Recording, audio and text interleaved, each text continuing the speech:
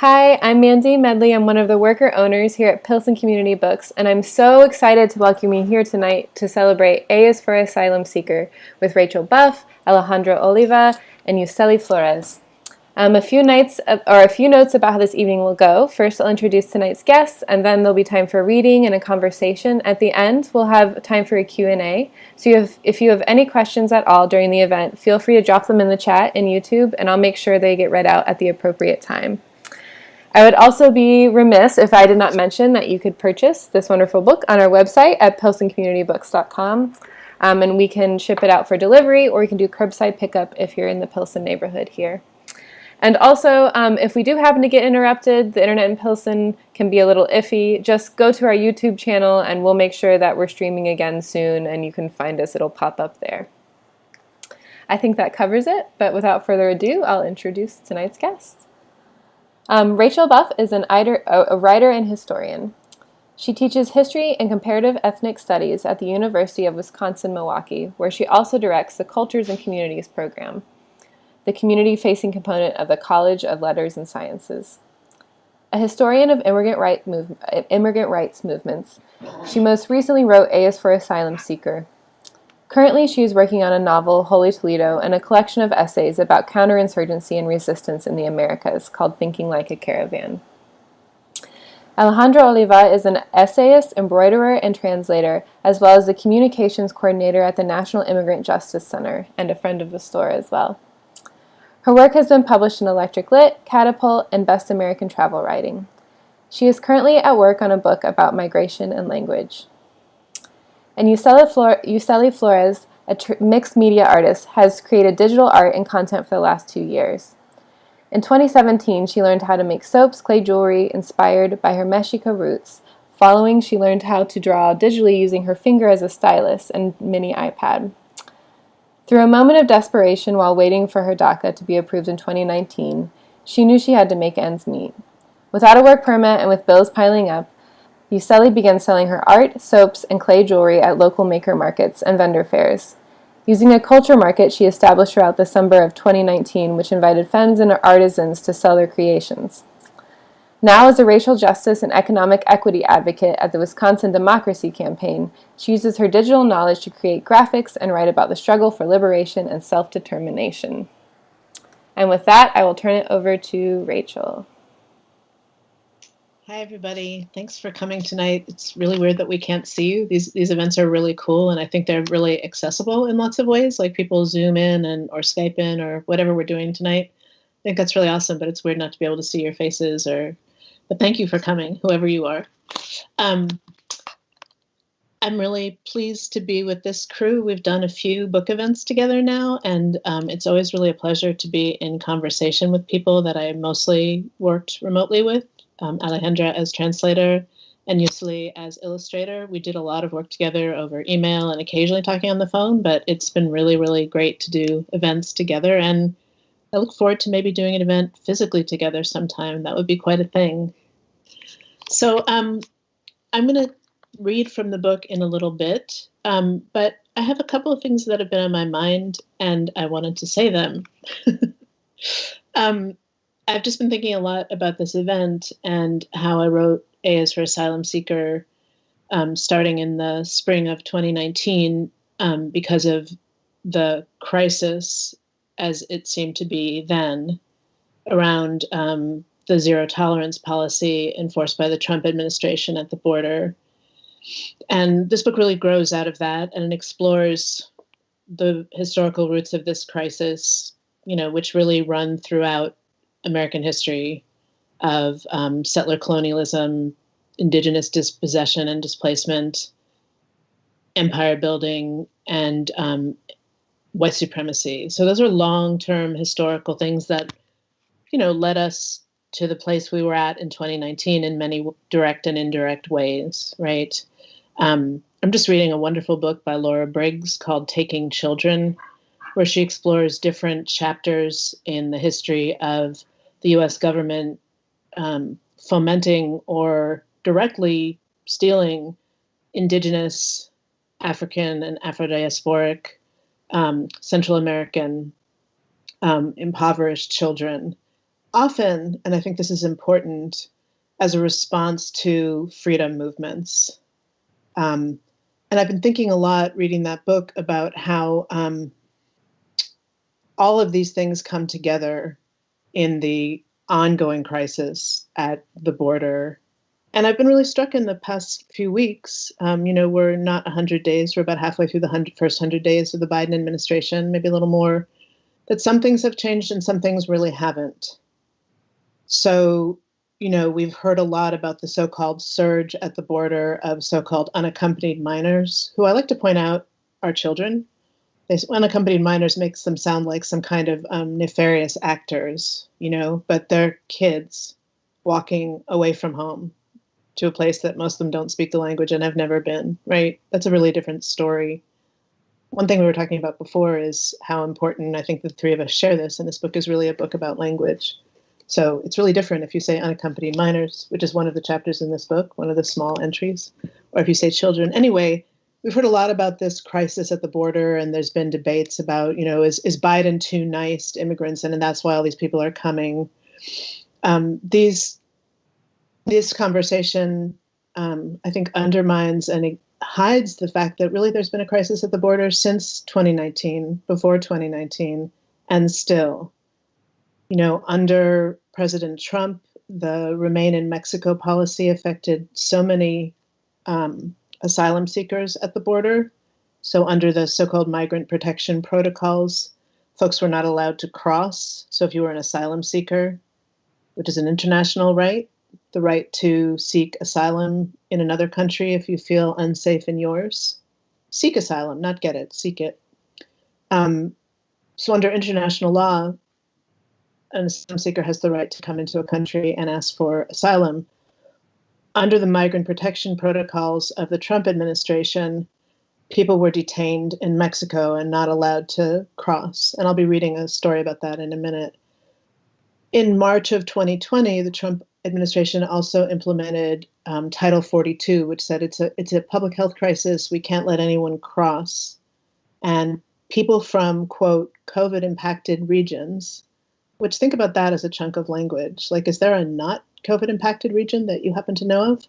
People from so-called COVID impacted regions who are likely to dwell in congregate quarters, in other words, who are likely to become detained, are not allowed to cross. So we have this ongoing crisis of people with an internationally certified right to seek asylum being detained in places where there's nowhere for them to be, living on the streets, living in camps, living in places that increase their risk from COVID. At the same time, the US government, over the course of the pandemic, has deported thousands of people, many of them infected, and back to their home countries. So in a country like Guatemala, very much of the spread of COVID, one source of it is deportations from the US. And people have crossed over the US-Mexico border every single day with no health screening and no PPE. So we really are in a state, I know this is cheery, we really are in a state of perpetual crisis around this very simple question of human rights. And this book very much emerged from this ongoing moment. And sometimes when I speak publicly, people are like, well, what do you expect us to do, us being the United States? And I guess sometimes I feel like, well, I have an answer to that. And it's pretty simple. It's just let them in. And with the children, let them in, let them find their families. It's not that hard. There's a lot of questions about how that might work out down the road, but there always are, really, right? With anything. Like, how's this going to work out? Don't know. We'll figure that out. There's all sorts of questions, but let them in. So I'll start there, and then I'm going to read the entry. So this book is a bunch of 31 words pertaining to people on the move. One thing I noticed along with the crisis is that language gets weird, as I said, with unaccompanied minors versus children, with enemy aliens versus foreign-born people, with there's a lot of question about the word asylum seeker and refugee, which to me, growing up in an American Jewish household with parents who had not experienced but had a memory of the Holocaust, the word refugee always had kind of a little gold cloud around it. Like, it's a lovely word. The idea that the international community will take care of you if you need it. But I watched in my classes, even before Trump was elected, where the word refugee, students would say it with some anxiety, like refugees. And then there was the fall of 2016 when I taught a class called, this is really racy, immigration policy. And at Thanksgiving, I noticed that all of the students in the class were pretty pro-immigrant. And I said, what's up with that? You know, this isn't a very pro-immigrant country. And they said, oh, nobody who was worried about immigration or anti-immigration would take a class called this, right? Immigration policy. And they all reported that when they went home, not all of them, but many of them reported that when they went home for Thanksgiving, the white students in particular, their families gave them a hard time and said, how's that class going? Has she converted you yet? Like, to what? To knowing about immigration policy? Like, that was my evil plan. I admit it freely. Anyway, so language matters. Like, words like refugee and asylum seeker, which to me are lovely, beautiful, pillowy words, have become demonized. And in some people's mouths, they sound like curses. That's a really weird moment. So that's what I wrote this book out of. So I'll read you one of the entries, which is, and there isn't a word. It's alphabetical, but there isn't a word for each letter, and some letters have more than one word. Okay. And each entry tells a little story, and then it gets a little bit analytical, but I tried to keep the professor stuff to a minimum. Okay, Asylum Seeker. Tijuana, Mexico, June 2019. I'm watching a toddler sleeping in her mother's arms. She's been running around the children's area at the offices of the Border Legal Service Organization, Al Otro Lado, all afternoon, busily building stacks of books and knocking them down, grabbing dinosaur puzzle pieces from outraged older children who are just about to put the whole thing together, running out into the rest of the room where 8 folding tables accommodate asylum seekers come to consult with legal advocates about their cases. Finally, her mother picks her up and holds her in her lap. The little girl passes out, totally giving over to sleep. Her body, so antic a few minutes before, relaxes completely, her small hand splayed like a starfish at her mother's hip. I can't help but wonder whether this toddler will be able to sleep this deeply if she and her parents are able to cross the border into the United States. If she is allowed to remain with her mother, they will likely be put into a hilera, or icebox, a detention cell deliberately chilled to 55 degrees. El Otro Lado advocates asylum seekers to wear their warmest layers close to their bodies, sweatshirts under t-shirts, because Customs and Border Protection agents confiscate every layer of clothing except the last. And if she is separated from her parents, what happens to a toddler who can say only a couple of words like mama and papa when they disappear?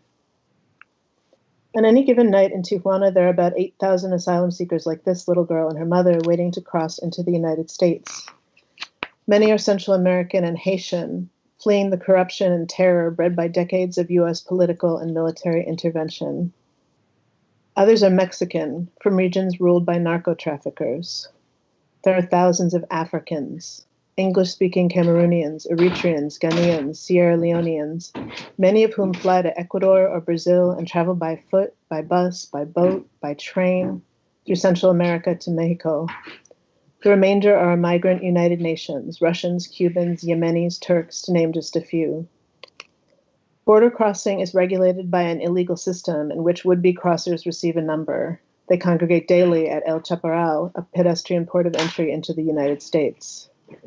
Accompanied by members of Grupos Beta, part of the Mexican Federal Institute of Migration, list managers read out the numbers of those who will be allowed to cross each morning. Or they read no numbers, and no one is allowed to cross. On the door of El Otro Lado, the last number called that morning is posted before the afternoon clinics begin. People come with their numbers, asking when it will be their turn. There is no way of knowing. Meanwhile, the migrant shelters in Tijuana are full. Some people manage to crowd into rented apartments. Some stay with family members. Oh my God, sorry.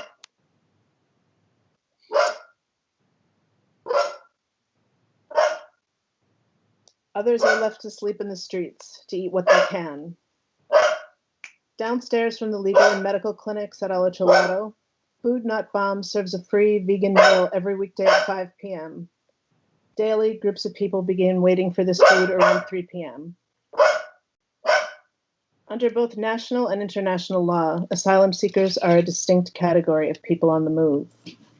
Foundational documents in human rights law, like the 1948 Universal Declaration of Human Rights, certify a broad universal right to flee a dangerous homeland and receive asylum in another country. International refugee law asserts the right of asylum seekers to cross into any nation, ask for asylum, and then go about the legal process of trying to prove their claim to a credible fear of harm if returned to their nation of origin. The United Nations High Council on Refugees defines an asylum seeker as someone whose request for sanctuary has yet to be processed. At the same time that international law recognizes the right to seek asylum, it does not compel individual nations to accept asylum seekers. This contradiction impacts the fates of asylum seekers around the world. Forced to leave home by circumstances not of their own making, they have a legal right to ask for asylum, but no nation is compelled to grant it. Many, if not most, contemporary people on the move define themselves as asylum seekers. This indicates global histories of violence, dispossession, and inequality. Asylum seekers fleeing the Middle East and Africa often board unstable vessels, hoping to cross the Mediterranean Sea for refuge in Europe. Among them are people displaced by environmental degradation and civil wars, as well as by the Israeli occupation of Palestine. Many of those arriving at the US-Mexico border are fleeing the devastation caused by authoritarian governments and austerity regimes that have been fomented by the United States. Among the caravans of asylum seekers, many depart indigenous communities ravaged by resource extraction perpetrated by transnational corporations. Risking their lives on dangerous journeys away from their homes, asylum seekers face difficult odds. The rate of successful petition for asylum in the United States when we were accepting asylum seekers and refugees ranged from 20 to 40%. This is dated now because I also say in the EU, the overall rate in 2017 was 46%, but that's really greatly slowed now. Globally, most asylum seekers will also become detainees. In the United States, the Illegal Immigrant Responsibility Act, URIRA, of 1996 institutionalized the practice of detaining asylum seekers in federal immigration detention centers indefinitely. The term asylum seeker is a temporary designation. It describes people on the move who aspire to become recognized as refugees and receive the rights and protections conferred by that status. Like refugees, asylum seekers are also migrants, a word that conveys far less in the way of rights. As distinctions between asylum seekers and other types of migrants erode, they strand hundreds of thousands of people seeking refuge in detention centers, makeshift shelters, and camps. At the same time, advocates circulate alternative ideas about the rights of all people on the move. What did that little girl dream of as she slept in her mother's arms? What world will she wake up to?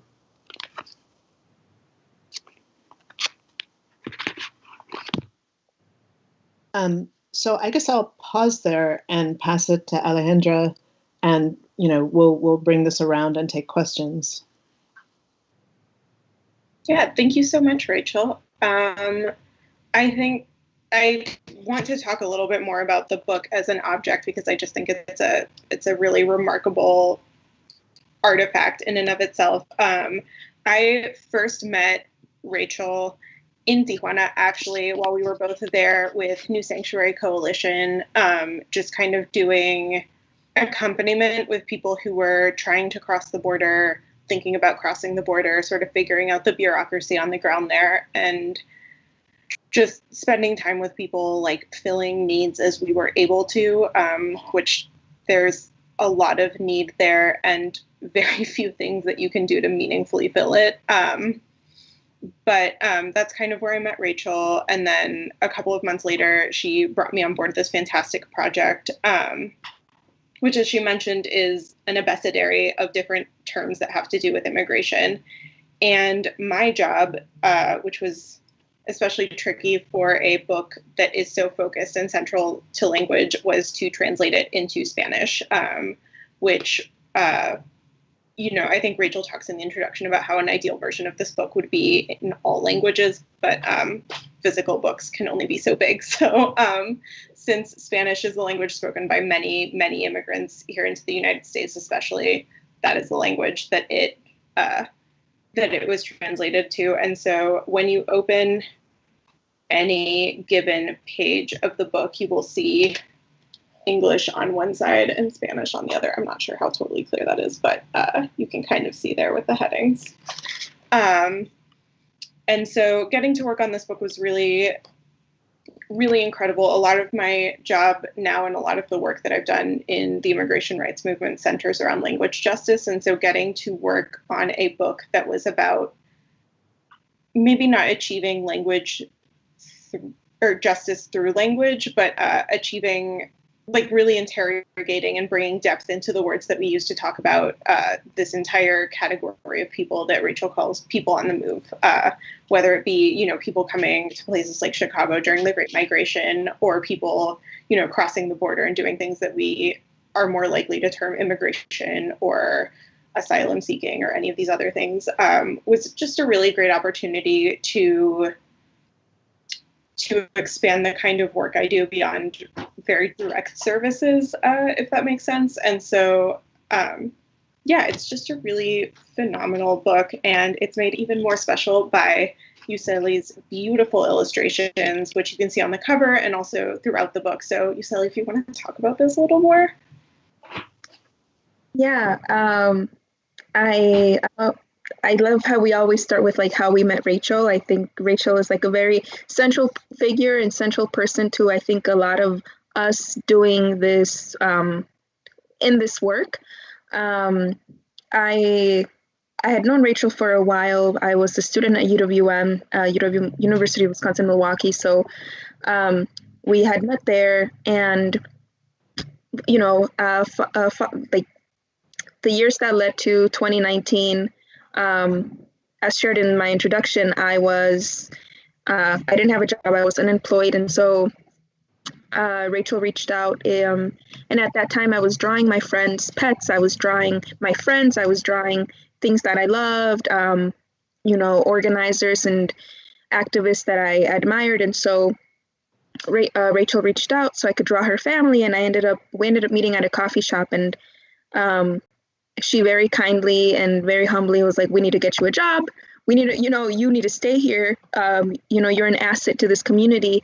So I think I felt very humbled to do some of this work, and especially doing digital art, you have the opportunity to kind of encompass images. And like the way that I work, I pull images from different parts of people's lives and kind of create it into one. And one of the images, it's titled Dreamer, and this was from the Ferguson uprisings. And the Ferguson uprisings, thank you for sharing it. Yeah, the poster itself that reads Dreamer, it's it's actually a couple, so two people, they're photographers, and they travel all over the United States when there are protests or uprisings happening. And so they take pictures of that simple banner that reads Dreamer.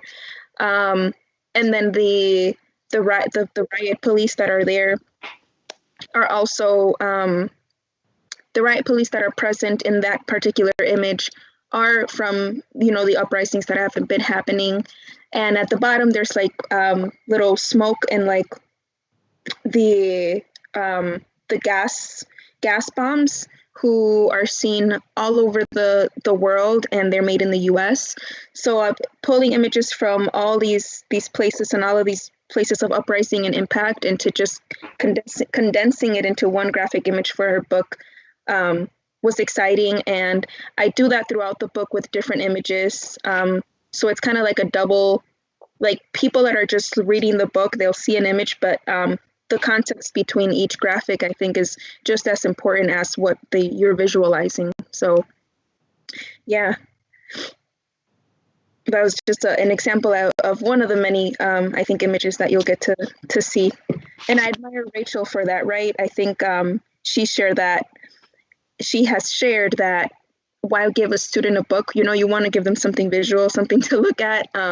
So I think as a professor, it's really great that she takes us into account when we're reading really, really long books and just essays with no images. Yeah. I'll pass it over to Rachel. this is Yuselli's cover, and I just think it's so beautiful. I love that she pulled this line of people who I always imagine are waiting in one of the many queues that people who are trying to migrate, people on the move, are waiting. But I love that she pulled them from all over. And usually when you were talking, something we haven't talked about before is, I think because Alejandra and I are language people, but the way that your pictures are metaphors, I love that your process is about taking different pieces of struggle and bringing it into what I think viewers don't know, but I think we emotionally respond to the fact that it's a collage. Like, like that keffiyeh comes from a different action, and the woman in the picture is wearing it. And I think your viewers get the emotional impact of that. But I think you're doing something that we do too as writers. We think about how things connect and impact each other. I've been thinking about this a lot. Getting ready for Never Again Action is having an action here in Wisconsin on Sunday. And, for some folks, the saying never again sets up a comparison that's hard. Like, well, is contemporary detention like the Ashkenazi Jewish Holocaust in Europe? And can you say they're the same? And aren't you comparing apples to oranges? And what I think is we're connected through metaphor. And we're connected through history, right? There are processes the Nazis learned from American policy towards Indian nations, detention and camp models modeled by the German Nazi state become influential afterwards. We inherit these connections. That's what being human is making metaphors. So I love that we all do that on different levels and different ways in our work in this book.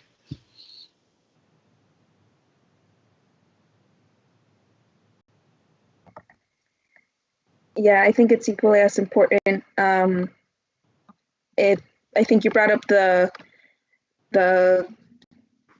comment about like every struggle is like a struggle in unison, and when we want to end, mass incarceration, abolishing prisons, it's not like an alienated term where abolishing prison is one thing and abolishing concentration camps is another. They're all by the same beast. We're just in the belly of it all, to sound cliche, we're here.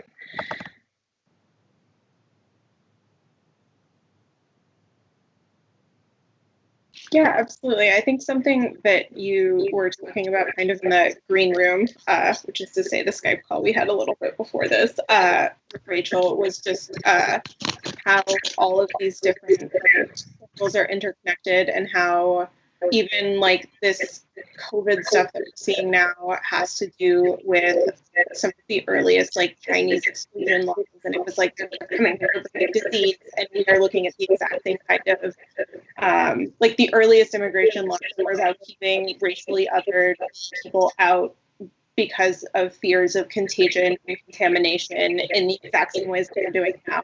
And all of it is bullshit, to be very candid about it. And I'm not clear who's on the screen. Am I okay? So yeah, I mean, what you're saying, I'm thinking about a book I really love, Contagious Divides by Nayan Shah, where he talks about the way that exactly those tropes were used against the Chinese in Chinatown. Like, the problem was that they carried disease. The problem was, this is real, like, Chinese women weren't allowed to migrate for a really long time. The very first immigration law in 1875, the Page Act, was designed to make sure that Chinese men came here temporarily and didn't, quote, bring their women here. So it was gender balances in Chinatown were always really skewed. There were always more men than women. So one of the things that xenophobes said about the Chinese was that they lived in non-normative households, which was bad and literally queer, right? There's all these men living together. What the hell can that be? And like, if there was a woman who was running a boarding house, what could she be doing, right? Those same tropes, right, are exactly what are being used in Title 42. People that are going to live in congregate housing, people from diseased regions of the world. Like, if we don't do this work and take apart and defuse these bombs, these language bombs, they keep detonating. Like the Wuhan flu, the stuff that happened in Chinatown in the 19th century, Title 42, it's the same trope of certain people as disease and endangering us.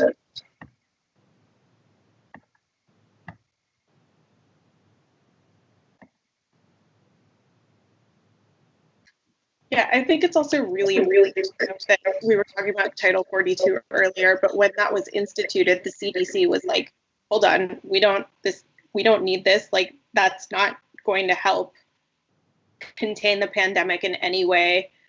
And I feel like this like border towns overrun by COVID-19 carrying migrants has been like a really big talking point with like Greg Abbott, the governor of Texas, and like the border towns are like, no, we're good actually. Like very few of these people have COVID. It's wrong on so many levels, not just like a moral one, but like a very, very factual one that like it's not actually about a concern for public health. It's about xenophobia and fear of the other as opposed to literally anything else. Yeah, if we're worried about public health, we would be vaccinating people in detention centers and vaccinating people in migrant camps and giving people PPE and paying people to stay home and including essential workers in the federal relief bill and making immigration status. In France, they gave essential workers who were undocumented citizenship. We could just give, while we're at it, we could give citizenship to everybody and immunize them. How about that? Like if we're worried about public health, there are things to worry about. But, this is obviously not that. It's just that trope, which again, like runs throughout US history, runs, like diseased populations are always people who are going to pretty soon have to wind up leaving their countries or suffer the consequence.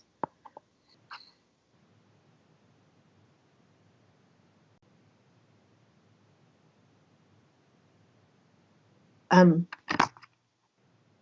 maybe I'll read another short thing and then we'll open up for questions. Yeah, I think it would be great if you read some more, and then we do have 2 questions, so that's perfect. Okay.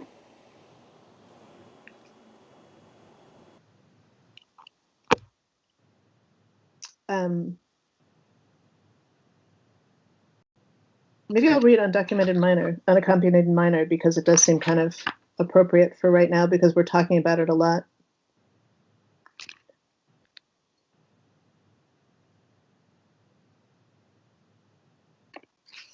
And it has a really good story about the badassness of Al Otro Lado too in it. Okay, unaccompanied minor. Tijuana, Mexico, December 4th, 2018. 7 Honduran and 1 Mexican minor complete their perilous journey to Tijuana and cross the border into the United States at Otay Mesa port of entry. With their feet on American soil, they have the internationally certified right to claim asylum in the United States. But U.S. Customs and Border Protection agents push them back, force them to line up at the wall facing Mexico. Mexican federal police arrive, followed by Mexican immigration agents, who then return them back to the shelter, falsely advising them that they are not eligible for asylum in the United States. Advocates from the Border Rights Project of the binational legal service organization Al Otro Lado, aware that Mexican immigration agents tend to profile Central Americans based on their appearances in order to stop them from approaching the U.S. port of entry, collect earbuds and expensive-looking sunglasses. The advocates distribute them to the young Hondurans, advising them to put them on, and then, if any police or immigration officials try to stop them, to run to the U.S. gate and put their arms around one of its bars. And Nicole Ramos of Al Otro Lado told me this story, and she said they hated putting on those sunglasses and earbuds because they knew what she was trying to do, and they felt embarrassed by it. Though the unfamiliar accessories made the Honduran kids feel uncool, the earbuds and sunglasses made them look more like tourists than refugees. Accompanied by Al Otro Lado advocates, the group proceeds again to the U.S. port of entry, El Chaparral. This time they make it to the U.S. side, only to be stopped again by border officials. Subsequently, on December 17th, another group of Honduran children and advocates link arms and stand together on the U.S. side. Accompanied by congressional representatives Jimmy Gomez and Nanette Diaz-Barragan, the group camps out at the Otay Mesa port of entry, sleeping on the concrete. Eventually, they gain entry into the United States. In 1895, my great-grandmother enters the country with her 3 younger brothers. She is 13, traveling to join her father and seeking a better, safer life in the United States. While she spent the time on ship trying to pretend to her younger brothers that she is not afraid, she is relieved when they manage to cross safely and find her relatives. Like the Hondurans in sunglasses and earbuds, they were poor and fleeing persecution. No one barred their entry. They spent no time in detention. I would not be here if my great-grandmother had not made that crossing and entered the country. Because the United States signed the UN High Commission on Refugees' 1967 Protocols on Refugee Admissions and Asylum, any person has the legal right to enter the country and ask for asylum. This includes unaccompanied minors. In addition, young people on the move sometimes qualify for admission under humanitarian relief or for special visas available to survivors of abuse and trafficking. Minors traveling without adult guardians are protected under U.S. law. The William Wilberforce Trafficking Victims Protection Reauthorization Act of 2008 directed that unaccompanied minors must be immediately screened for evidence of having been trafficked or abused, then placed into a suitable facility run by the Office of Refugee Resettlement or into foster care. Under the Flores Settlement Agreement of 1997, the federal government set standards for the housing and care of dependent children and established the rights of such children to judicial review, as well as visits from and reunification with family members, regardless of their immigration status. Under both U.S. and international law, the treatment of unaccompanied minors is supposedly guided by the, quote, best interest of the child, standard adopted by the United Nations in 1989. The UN document states, in all actions concerning children, whether undertaken by public or private social welfare institution, courts of law, administrative authorities, or legislative bodies, the best interests of the child shall be a primary consideration. The UN discourages any child detention except as a temporary and final resort. As images of children sleeping in cages under mylar blankets and recordings of toddlers crying for their parents circulate, it becomes clear that the treatment of unaccompanied minors, as well as those rendered unaccompanied by family separation policies in U.S. immigration detention, is far from the best of the interest of the child. I wrote that really too long sentence. I wouldn't do that now. In 2019, but I could have written it yesterday, but it would have been a better sentence, but it would still have been true. The crucial and illegal treatment of children is part of a broad zero-tolerance policy designed to discourage and punish asylum seekers. Unlike adults, unaccompanied minors cannot be summarily removed or deported. That means many remain in federal custody, and the law is 72 hours. The roots of this child detention crisis lie in the dramatic increase of unaccompanied minors arriving in the United States from Mexico and Central America in the first decades of the 21st century. Originating in the corruption, authoritarian regimes, and civil wars fomented by the United States since the early 20th century, violence in the Northern Triangle, El Salvador, Honduras, and Guatemala drove many families to make the difficult decision to send their children north to seek asylum. Routine violence against citizens and unresponsive local police similarly inspired migration by Mexicans. In some cases, unaccompanied minors seek reunification with kin already living in the United States. In others, they flee from violence that has already resulted in the deaths of their relatives. The Obama administration responded to the increased arrival of unaccompanied minors by emphasizing enforcement rather than humanitarian priorities, building new family detention centers and creating rocket dockets to expedite the deportation of children and families. Under these and subsequent policies, minors as young as toddlers have been forced to appear in court without the benefit of legal representation. The current practice of detaining unaccompanied minors and families and separating children traveling with relatives emanate from the enforcement priorities of the Obama administration. The construction of additional child and family detention facilities enriches private corporations such as Southwest Key, G4S, CoreCivic, and Geo Group. The Trump administration sought to overturn the Flores Settlement Agreement. In June of 2019, the Department of Homeland Security decreed that children in detention do not need access to legal services, English classes, or recreational activities. And I should say that the rebranding of these centers as welcoming centers is fairly thin. And the basic rights that these children absolutely have are not being met. The detention of children violates international and national law, precipitating a crisis in public opinion as well as in the lives of people on the move. Yeah, I did write that a while ago, and it's still very true. And I guess, like, as just a person, I don't really understand why we wouldn't just let children into this country, create a space where their relatives, documented or undocumented, could come pick them up, provide care for those who don't have relatives coming to pick them up. I don't understand why that's difficult, honestly.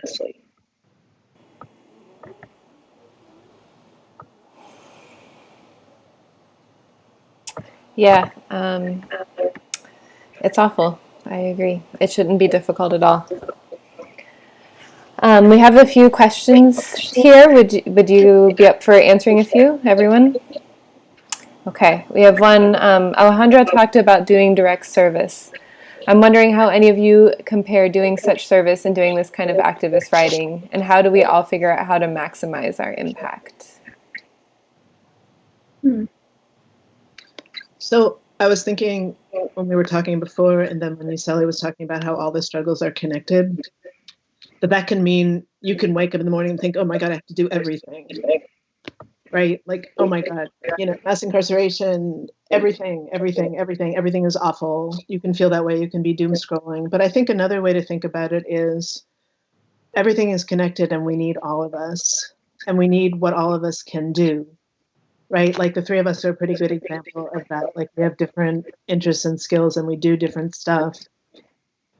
And we do different things in our lives as activists and our lives as workers and our lives as artists.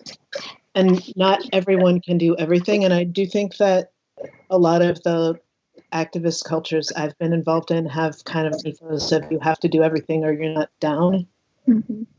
And I think that that's really capitalist and stuff. Yeah.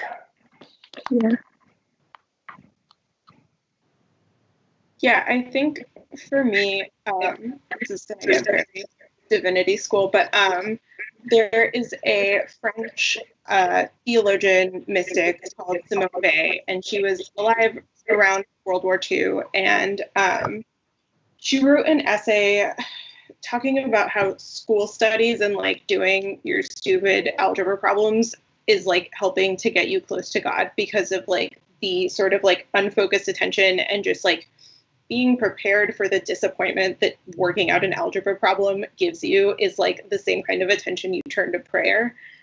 And then she makes a turn later in the essay that says this is also the exact same kind of attention that you have to give to the suffering other. And I think about that all the time. Like a lot of time activist work, whether it's direct services, whether it's like writing or whether it's creating art or whatever, feels like doing the algebra problem. Like there are so many spreadsheets and Google Docs involved in like getting the work done. And it very often feels tedious and boring and stupid. And the point is you're still doing it. You're still putting that attention in, and that kind of sustained attention without hope of reward or without like expectation of reward, but with the hope of reward is what gets shit done. And yeah, I don't think it's necessarily about like maximizing your own like individual contributions, but just making sure that you are contributing in a way that is sustainable to you and in a way that is filling you, but also ensuring that like the spreadsheet work gets done by someone, and sometimes that has to be you. I love the way that you talk about while talking about the work as meditative. I think all the time about one of my favorite poets, Philip Levine, who wrote, and my favorite poem of his is about what work is. And that's the question he's asking. What is work? And he sort of in the poem talks about how it's a curse, but very common not to know what work is. Like, what is your work? That's a really deep question. And I don't think we can be revolutionaries without having depth to that question. Sure, there's lots of, and I think it's okay I don't know. I'm going to be 60 soon. I'm not sure what my work is. I just am doing stuff while I try to figure it out.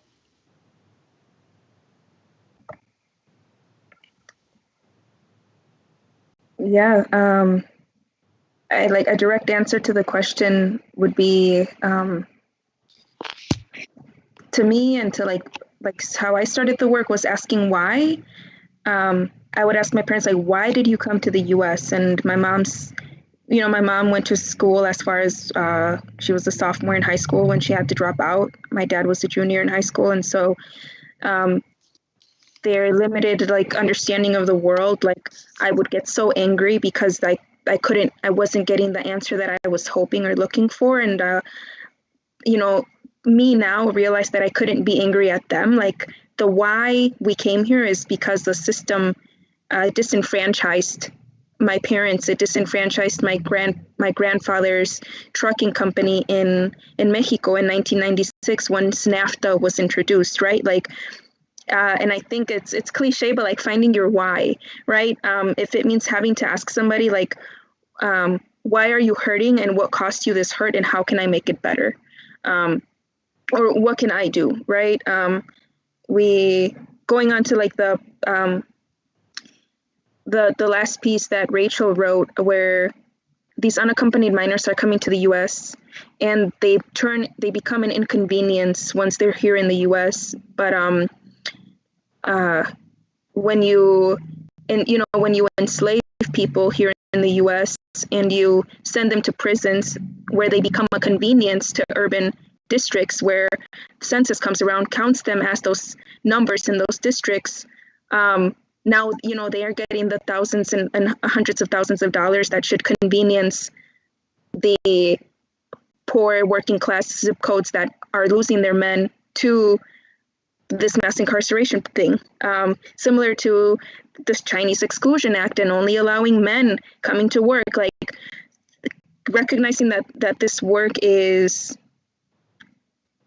all interconnected in this way, and time not being like a linear thing. Like everything is happening to us at the same time that the Asian Exclusion Act happened, with just a different name, with a different title. I think Rachel touched on like Biden changing the name, and this goes into the conversation of language. He changed the name to these internment camps, but they're still doing the same thing. They're still negatively influencing and giving kids PTSD every single day that they spend a night there, regardless of the name change. That some of these kids don't even know that they changed they just know they're living there. Yeah, that was a long-winded answer, but I hope it touched some points. That was great. Do you feel okay about answering a few more? Okay, we have one from a librarian here who is curious about how you see the book being used by patrons. This book is a reference book of sorts, a glossary, short stories. It's classified under the JV, which is the LC classification, political science, and then the subclassification, immigration and immigration.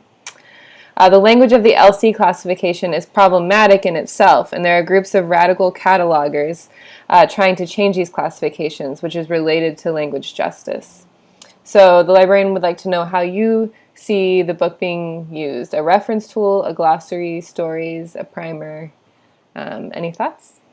So I am so happy thank you for the term radical cataloger. Literally my heart is singing. That's so beautiful. And I thank you also for telling me what LC categories the book has. Like I guess I could have known that, but I didn't. I'm a professor and I have mostly up till now written publicly academic stuff. And this book was really intended, and I think I say it in the introduction, I really wanted it to be, and I fought for it to be small enough that you could stick it in your, not pocket. It's a little too chubby for a pocket, unless you have big overalls. But I really wanted it to be like in your backpack. I really wanted it to be thumbed through and used.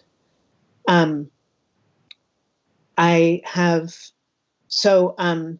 some classes, I've been in classrooms, I've been in classrooms from 4th grade through college that have used the book. And one of the things that I think when I was talking about writing this book and my family was like, oh, that's kind of a good idea, everyone would say, yeah, that's kind of a good idea. Did you think about this word that I totally didn't want to write about?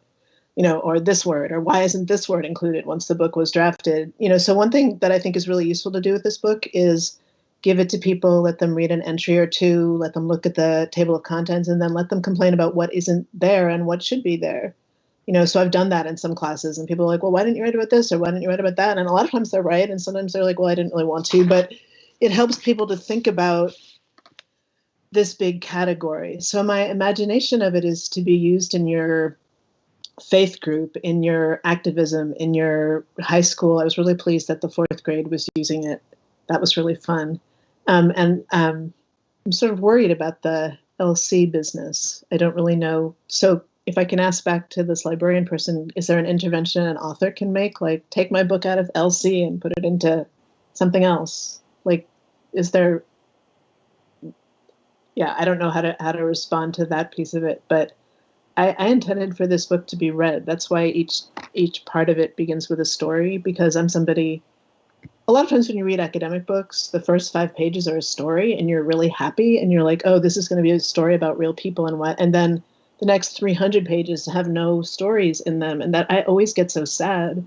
And then I realized, like, oh, I could have a book with a ton of stories in it, and that would make me so happy, and make other readers happy, and make it legible. I think so many books are written and have beautiful information, and they're just hard for people. There's books that I love that I teach, and my students are like, why did you make us do that? And I'm like, oh my God, the ideas in here are so important. I know it's complete agony to read it, but, and I wanted a book that wasn't complete agony to read.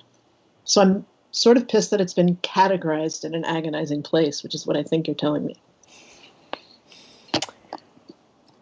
The librarian, I forget exactly how you phrased the question, but the librarian answered, no, not really. Public libraries, yes. And I am all for public libraries, yes. That is a good sentiment. And we have one more question here, which is kind of a big question that I think all 3 of you can weigh in on. What is your vision? Oh, sorry, back to librarian. Librarian says, radical catalogers, there is persistent bias in language used in subject headings. No, Rachel can't see the chat, but she'll be able to view it afterwards. Apparently, you and the librarian are acquainted, Rachel. Oh, I think I know who that might be. Okay. Hi, librarian. Oh, hi. So the big question is, what is your vision for how this project and the work of scholars and artists can contribute to the struggle for liberation? Which, yes, big question. So... Somebody else want to start? I promise I'll come around. I can kick this one off.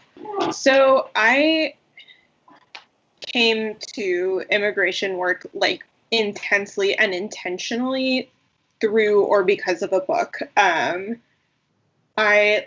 family is middle class. My parents immigrated, but like it was a very like my dad got into a PhD program kind of thing. So like I knew about immigration issues, and I knew that they affected a lot of people who looked like me and talked like me, but like my own family immigration story is very like, I don't know, boring is maybe not the right word, but it's just very like, they got visas and they came here and now they're here. And so like it embarrassingly took me a really long time to get to like realize how bad it was and how deeply it affected people, and to really like become active in the movement. But I read Valeria Luiselli's Tell Me How It Ends when I was living in New York, working in publishing, like kind of dead inside,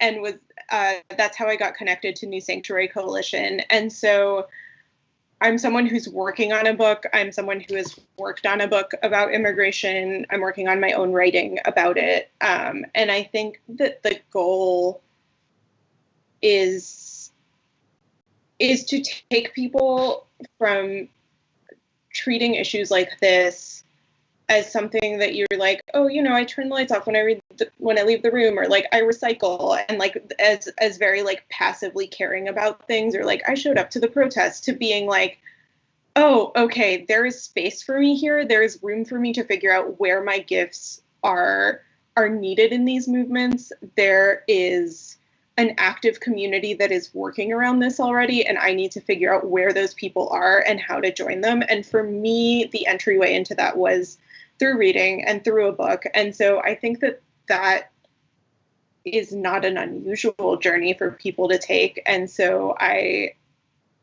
for me, it was like realizing that this language that I've spoken my whole life with my family was actually something that people needed access to, or that I could be an intermediation between the language I spoke with my family and this language on government forms, and that I could take this like very personal, intimate thing and turn it into something that would help someone navigate this incredibly like violent bureaucracy. And so I think that for me, that is the end point of political art in general, but also like getting people into the movement. It's about taking all of these things that are like intimate and beautiful and yours, and realizing that other people need them, and figuring out how to turn that outward. I think that answered that question. So it was really important to me, I am a Libra, that this book be beautiful. And I'm so happy that it's beautiful. It just makes me really happy. And that connects to the very serious, big question that we're dealing with.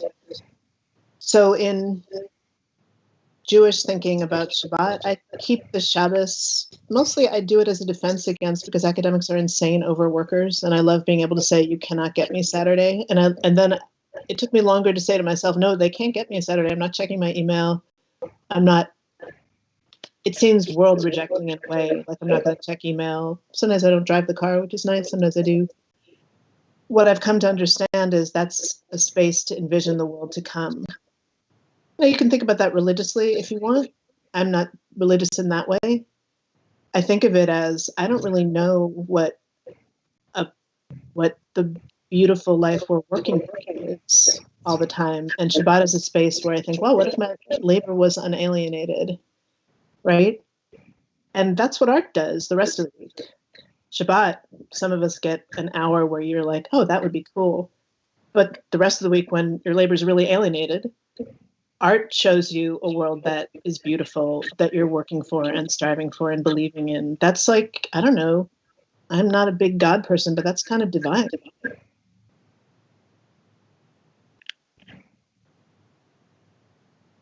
Mm-hmm. Yeah, I was just going to say rest and be okay with resting, and that in its own is revolutionary, because we're always playing this game against the clock. And I think achieving class, when you kind of wake up or have that class consciousness, and these like rose-colored lenses of the world are like pried off of your eyeballs, and like now you're forced to see, it's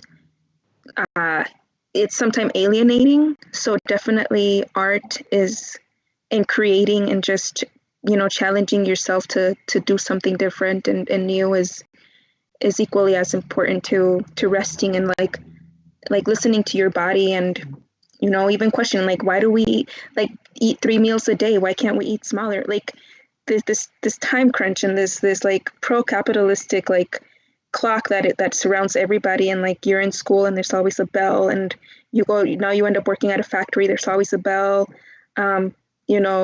Farm workers at the end of like their breaks would always say sang baksak and just clap to announce it to everybody. Like there's always a sound. And so at one point is being serene with yourself and not needing any sound, and just creating and giving yourself that freedom to invest in a better vision for everybody. Nicaraguan poet Ernesto Cardenal kind of flips it around, and I can't quote this poem, but I think of it often. Well, here's a line from it. Verses to the rose are not middle class. He's like, and it also in the same poem, he says, well, after the revolution, writing will be as easy as taking a bus. Everyone will be poets. Everyone will be artists. But the problem isn't art. The problem is not art. Yeah.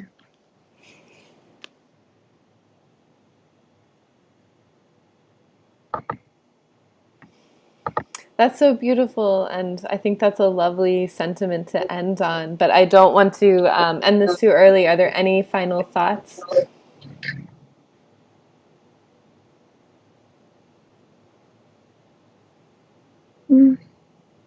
No?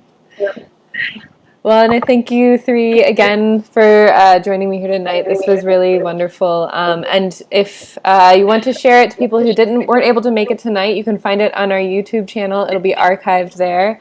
And please, please, please pick up a copy of this beautiful book. You can pick it up at pilsencommunitybooks.com or any independent bookseller wherever books are sold. Thank you again, and I hope everyone has a nice evening. Thank you. Bye. Thanks for coming.